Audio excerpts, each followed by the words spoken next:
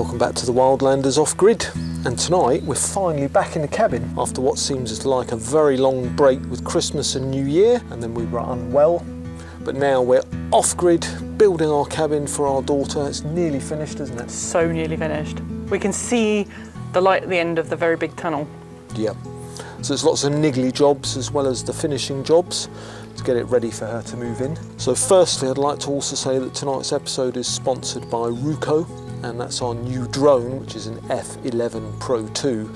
And I know a lot of you are not great fans of sponsored videos, however, it's going to be super useful for our videos because we do like lots of drone shots. I'm going to show you some beautiful shots of the cabin. It's about time we had some updated aerial shots, isn't it? The last shots of the cabin showed all the stuff around it, and now it's all tidy.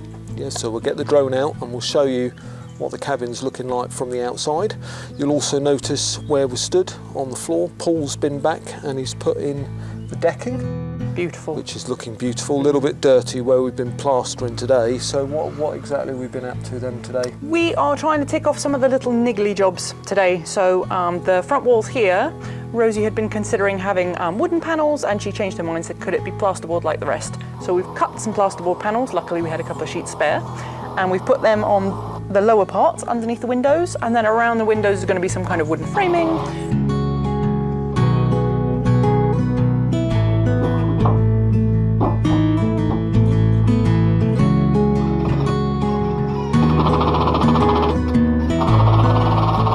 And then up top is just wooden beams. So I've sanded those down as well, ready for some kind of stain or varnish. We're not quite sure yet, are we? No.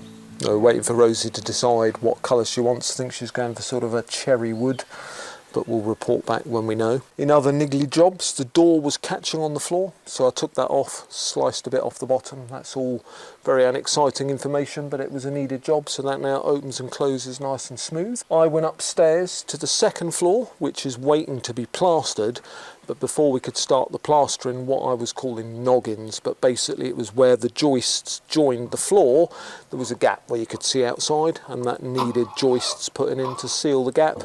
It needed treating as well, so it's all ready to be plastered. So, but now that you've done that, the next job upstairs will be putting the insulation in that we already have bought, and putting the plasterboard on top of that, like a little sandwich. We already have the plasterboard. We just haven't got it upstairs yet because they're really heavy. So we're going to go in. You can't see it, but I'll show you some B-roll. We're going to go in through this door up here with Paul helping us with the plaster, so that we don't have to do too many cuts. So really, it's quite exciting. I mean, it's like anybody who builds anything knows that the snagging is about, as it's called, is like 10% of the whole build, really. So it's things like these windows are just placed in, so they need fitting. The other windows inside and upstairs need a bit of fitting.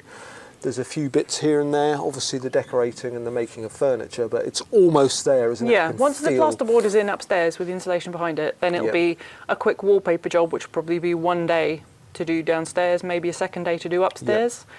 And that's so that we don't have to plaster the walls. I think wallpapering will be easier. Give the paint something to stick to, and then once it's decorated and we've cleaned up all of our mess, the sawdust and stuff, it'll be ready for making furniture. It'll be like livable. Yeah, I think about a week's worth of furniture building. Got some cupboards to make, shelves to put up. Rosie's having a big art desk. That's probably a good few days worth of work, if not more. And then upstairs, got to make the bed.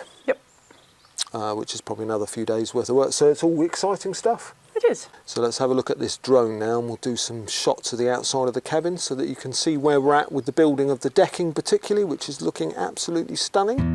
I'm now back in the forest garden, or our new nursery garden, which you've seen on a few previous videos, and I'm really excited to be getting the Ruko F11 PRO 2 drone out so that I can show you the forest garden from the air and also get some shots of the cabin. It's been quite some time since we've had any decent drone shots of the cabin since our previous drone broke, so let's see how easy it is to get the drone up in the air. It's a little bit windy today, but it is the first day where we've not had any rain, but there is an ominous cloud behind the camera, so I'm hoping I can get the drone out before it rains. So first of all, the drone comes in a beautiful box, and everything you need is in there. It comes with 2 batteries and also the remote control, which you charge up using the USB-C port on the side here.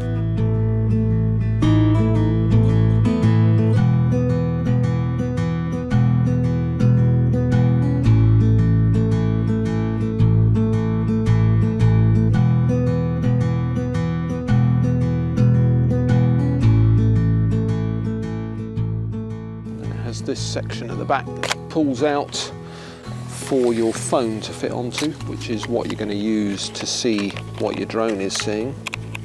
And then find the Ruko Mini app, which you can download off your Apple Store or Play Store on Android. And then we pop that on the back, taking care not to turn the phone buttons off, like so. And we plug it in, and then we're going to long press the remote control. On the back of the drone, there's a button on the battery, long press that. And it takes about 30 seconds to connect the remote control to the drone. And there we are. After the long sound, the last peep, it checks the GPS, so the drone is now connected. So you get instructions on the app. Long press to power on the drone, long press to power on the remote, and the pairing, which just took place, takes about 20 seconds. And you can hit the next button.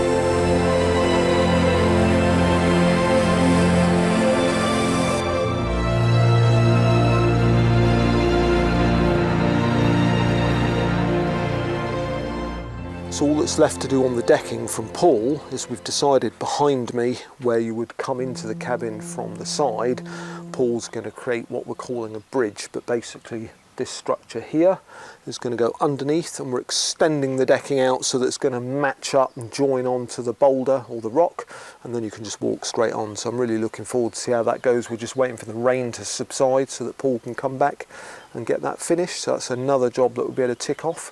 So it's all exciting. And we also made this snazzy window ledge, which is made out of live edge cork, which we got off our friend Bruno, and it's a beautiful piece of wood which we're part way through sanding, and we're going to oil that and attach it on the window ledge here, as you can see. But it looks absolutely stunning. We've made it the right sort of size so that Rosie's got a bit of space to put some succulents on it, which she collects, so really pleased with that. And then another little nice bit finished on the cabin.